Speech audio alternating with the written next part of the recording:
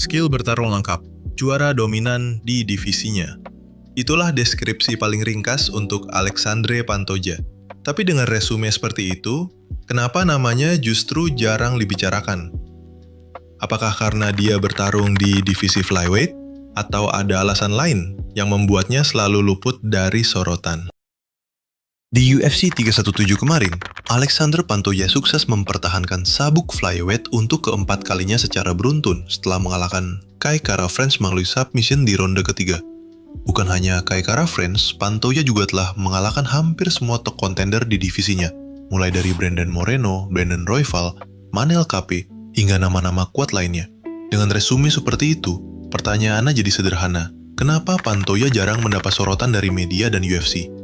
Bahkan sebelum UFC 317, namanya tidak masuk dalam top 5 ranking pound for pound. Baru setelah event ini, akhirnya ia naik ke posisi kelima dalam peringkat resmi pound for pound UFC. Alexandre Pantoja adalah juara yang dominan. Tapi mengapa namanya nyaris tak pernah masuk dalam pembahasan best pound for pound fighter UFC?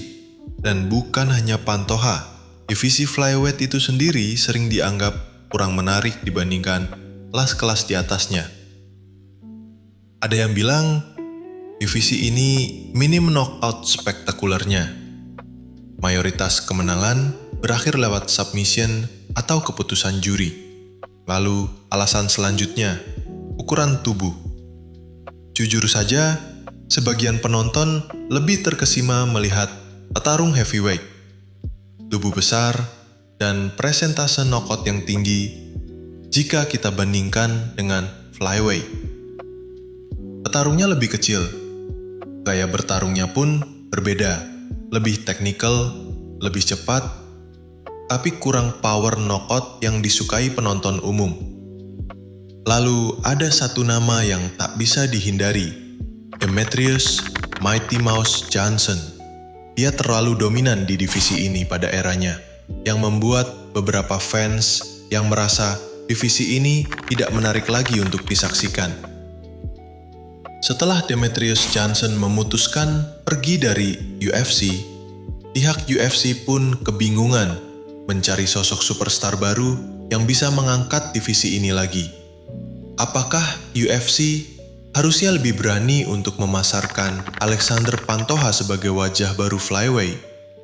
Atau berjudi dengan prospek muda seperti Joshua Fan dan Tatsuro Taira? Bagaimana menurut kalian? Apakah Alexandre Pantoja adalah juara yang tak cukup dihargai? Atau apakah kita sebagai fight fans terlalu fokus dengan knockout dan melupakan keindahan teknik bertarung yang ditunjukkan di divisi flyweight?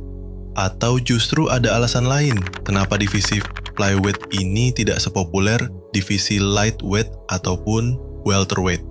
Mari kita diskusikan di kolom komentar.